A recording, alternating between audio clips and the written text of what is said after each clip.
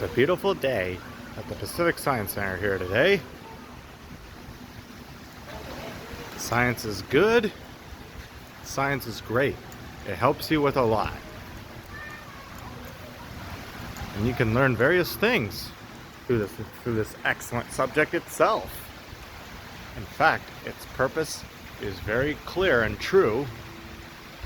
We have to be aware of what's going on around us. That's our responsibility. That is why science is very important. Because you have a responsibility to understand what happens around us and why they happen. And they don't just suddenly appear from our imaginations. They come into centuries of being through nature, and people will have to contribute to it by studying it. That is the importance of science itself.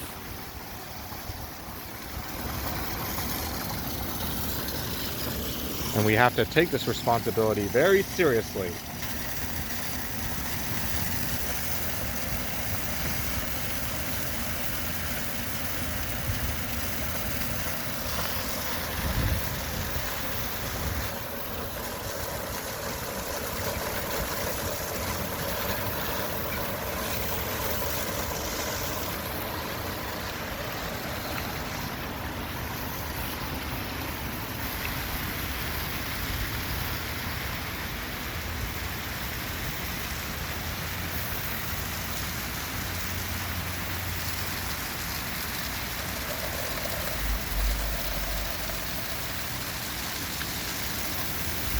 This is water power right here.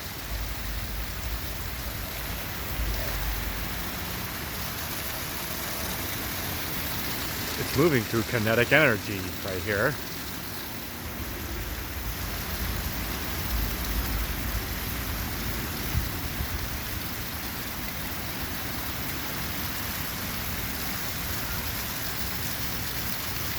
You see how fast the water's moving?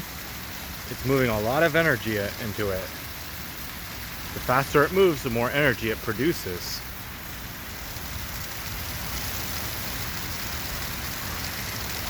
Amazing, isn't it? Indeed.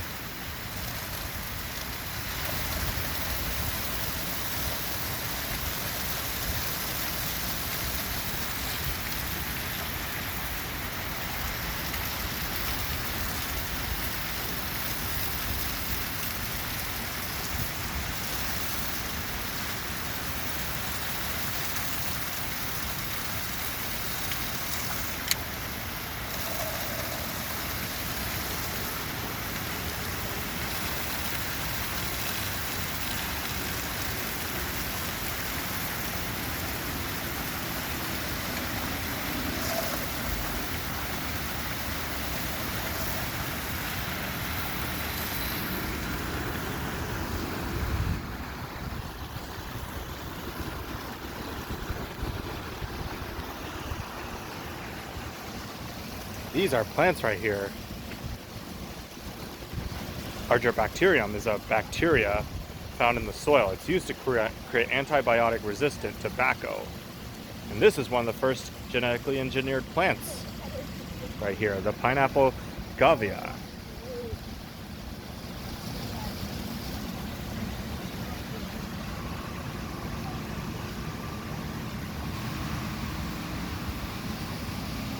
Over here, you have a citrus. Native to Asia, it got domesticated in 1000 CE, before the Common Era. In 1952 CE, scientists regrew entire dahlia plants using small pieces of a plant stem cell tissue in a laboratory.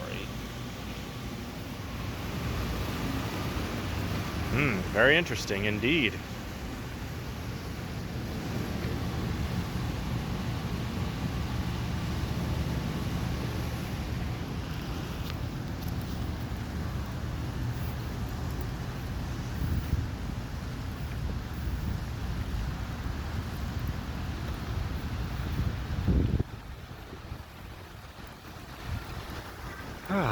Look at the Space Needle right next door. And here we are at the Pacific Science Center right here.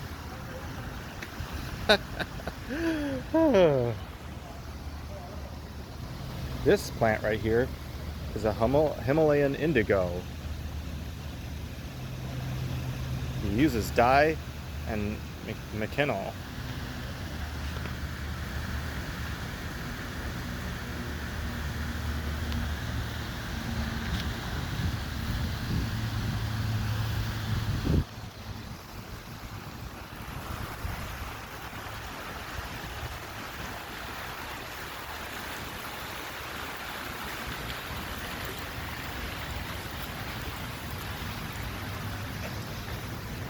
Solar power is good for the environment because it reduces electricity.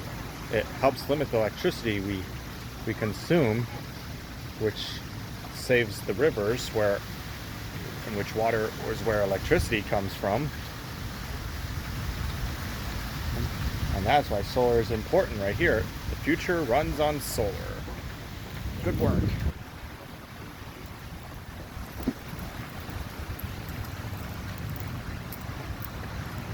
Alright. You see right here, people in Africa, Asia, the Americas, Europe started to harvest crops and then planting them including but not limited to millet, yams, and wheat, potatoes, beans, and even squash around this time period. Yes.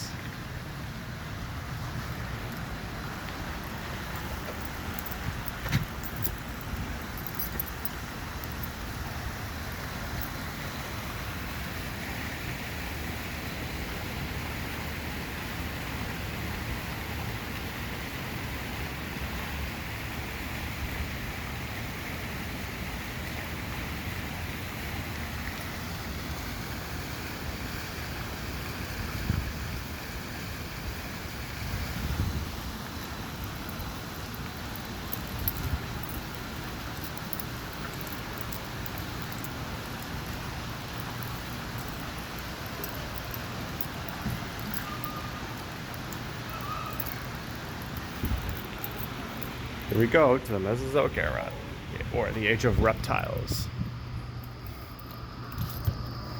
Here we are.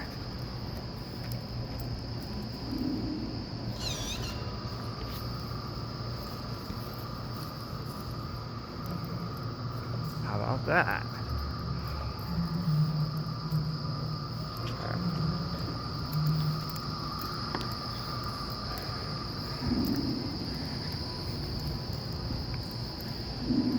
This dinosaur right here is known as the Apatosaurus that lived in the late Jurassic period. It was a plant eater. It belonged to a group of dinosaurs known as the sauropods, which comprised of long-necked dinosaurs. All sauropods were plant eaters. And here we are, one famous member of the Stegosaurid family, known as Stegosaurus. Also lived during the late Jurassic. It was also a plant eater as well. The spikes on its tail used as a martial arts defense mechanism against predators.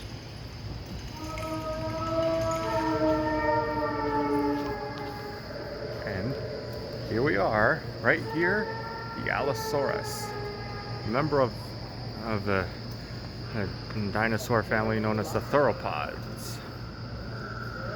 It was carnivorous like all theropods. They lived during the late Jurassic period. Its long arms for claws for grasping at prey, and its teeth for chomping down on it. Alright.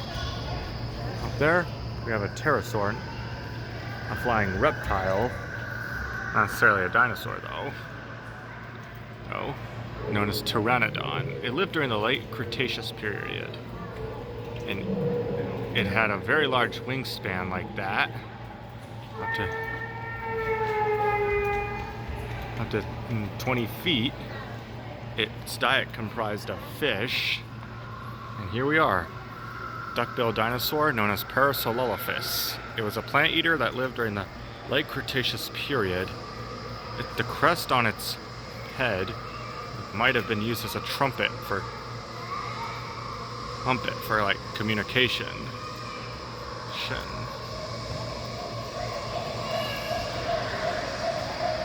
And here we are, a Triceratops.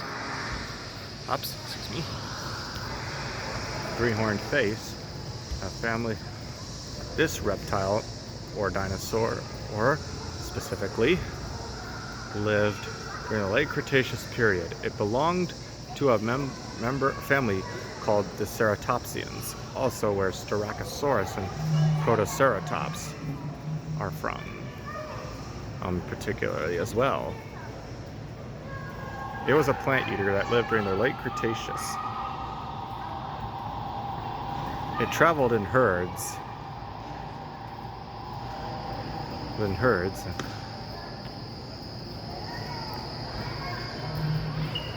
And here we are, Pachycephalosaurus, a head-butting dinosaur that lived during the late Cretaceous period. It was a plant eater as well. It was the big head-butting was used for like as competition for mates, like much like how goats and bulls do for males today, which are mammals. And up here, Tyrannosaurus rex, a theropod meat-eating dinosaur from the late Cretaceous period. It may have been a scavenger as well, meaning it fed off of dead animals, or preferred to wait for the prey to die first instead of hunting it itself. That might have been true, maybe. Or may have hunted prey alive. Either way, both are just theories. Its name means Tyrant Lizard King.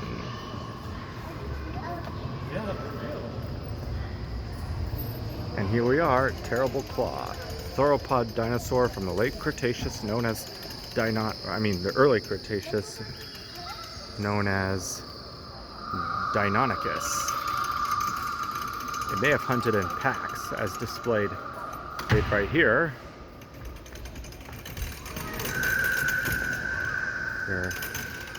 Very fascinating, isn't it? Yes, indeed.